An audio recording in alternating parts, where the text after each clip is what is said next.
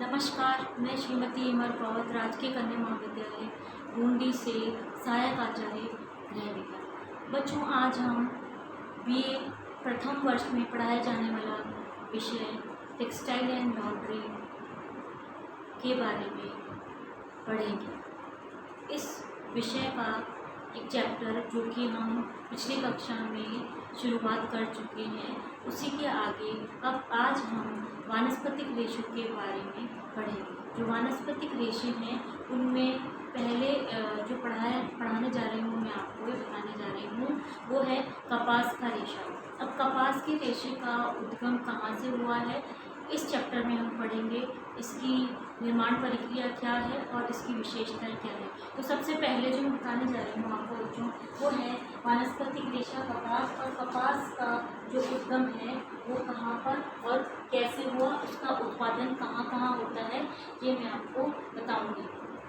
कपास का जो रेशा है इसका मूल उद्गम स्थान भारत है, इसीलिए भारत को कपास का जन्मदाता कहा जाता है।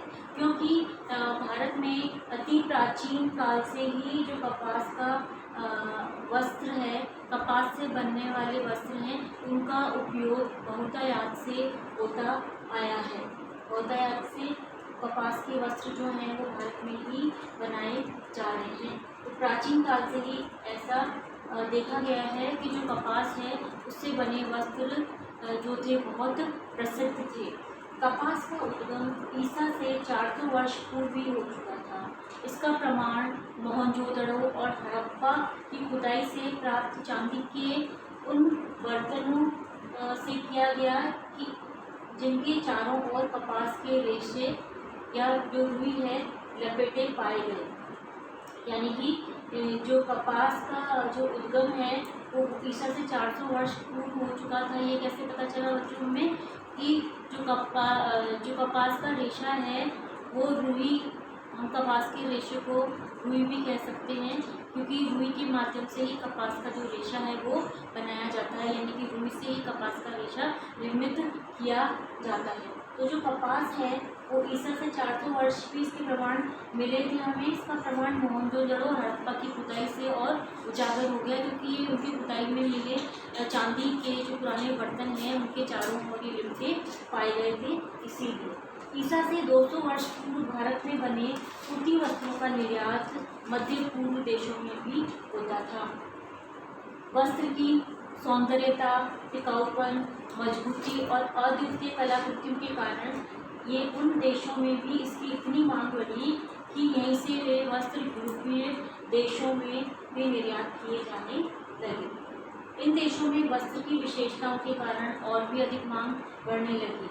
वस्त्र की मांग बढ़ने के साथ ही भारत में सूती वस्त्र के औद्योगिक क्षेत्रों में भी काफ़ी उन्नति हुई और इन उद्योगों से जुड़कर हजारों लोगों को जीविकोपार्जन मिलने लगा।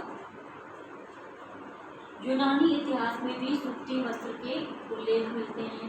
बौद्ध काल में कपास के रेशों से इतने सूक्ष्म व बारीक वस्त्र तैयार किए जाते थे कि 8 से 10 तह लपेटे जाने के बाद भी वे पारदर्शी दिखाई देते थे। यानी कि इतनी पारदर्शिता उन रेशों में थी और उनकी बनावट में थी कि यदि 8-10 बार उनको लपेट भी दिया जाता था तो भी वे पारदर्शी दिखाई देते थे। कहा जाता है कि इनके संपूर्ण थान को केवल अंगूठी के एक छल्ले से होकर निकाला जा सकता है। तब उस समय जो वस्त्र थे वो बुनकरों के हाथों द्वारा तैयार किए जाते थे। कपास के मीलों लंबे धागे उनके माध्यम से तैयार किए जाते थे। ऐसे वस्त्र और सुंदर वस्त्र जो हैं वो राजा महाराजाओं, महारानियों व शाही घरानों की जो महिलाएं थी उनके लिए ही मुख्य रूप से तैयार किए जाते थे उस समय। ढाका की मलमल के अलावा शबनम, आबे खां भी अपनी इस अलौकिक और अद्वितीय सौंदर्यता के कारण काफ़ी प्रसिद्ध थे। चिकन में जामदानी जो कपास के प्रकार हैं, इन वस्त्रों की लोकप्रियता भी दूर दूर तक उस समय फैली हुई थी। कपास का जो उत्पादन है वह उष्ण कटिबंधीय क्षेत्र में होता है, जिसमें मुख्यतः दक्षिणी अमेरिका, दक्षिणी एशिया व वेस्ट इंडीज प्रमुख हैं। 13वीं शताब्दी में कपास का उत्पादन इंग्लैंड तथा अन्य यूरोपीय देशों में भी होने लगा था।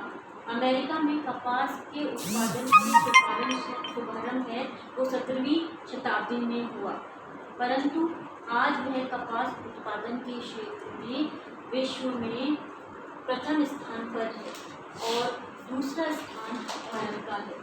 अमेरिका विश्व के कुल उत्पादन का 3/4 भाग बनाता है और शेष 1/4 भाग अन्य देश, जिनमें भारत, चीन, मिस्र, फ्रांस और ब्राज़ील द्वारा उत्पादित किए जाते हैं। भारत में सूती वस्त्रों के औद्योगिकीकरण में काफ़ी विकास हुआ। सबसे पहले सन 1818 ईस्वी में कलकत्ता में सूती मिल का निर्माण हुआ और इसके बाद 1854 ईस्वी में बम्बई, 1861 ईस्वी में अहमदाबाद व 1866 ईस्वी में कोलिको मिल की स्थापना हुई। भारत में आज गुजरात, महाराष्ट्र, मध्य प्रदेश आदि राज्यों में कपास का उत्पादन सर्वाधिक होता है। स्वतंत्रता प्राप्ति के पश्चात वस्त्र उद्योगों के क्षेत्र में काफ़ी उन्नति हुई तथा हजारों कपड़ों के मिल खोले गए, जिनमें से अनेकों का राष्ट्रीयकरण भी हुआ है। फिर भी 85% कपड़े के मिल निजी क्षेत्र के मालिकों के ही हैं। निरंतर मशीनीकरण के कारण आज वस्त्र निर्माण का यह हर कार्य मशीनों के द्वारा संपादित होता है। यहाँ तक कि कपास के फल यानी कि पोड्स तोड़ने का कार्य भी मशीनें ही करती हैं। आज आवश्यकता इस बात की है कि इस उद्योग को पुनः उत्थान हेतु बढ़ावा मिले व इनसे जुड़े लोगों को रोजगार मिले। बच्चों, इसके आगे ये तो हमने पढ़ा कपास का इतिहास एवं उद्गम। इसके आगे हम कपास की निर्माण प्रक्रिया और उसके बाद कपास की विशेषताओं को पढ़ेंगे। धन्यवाद।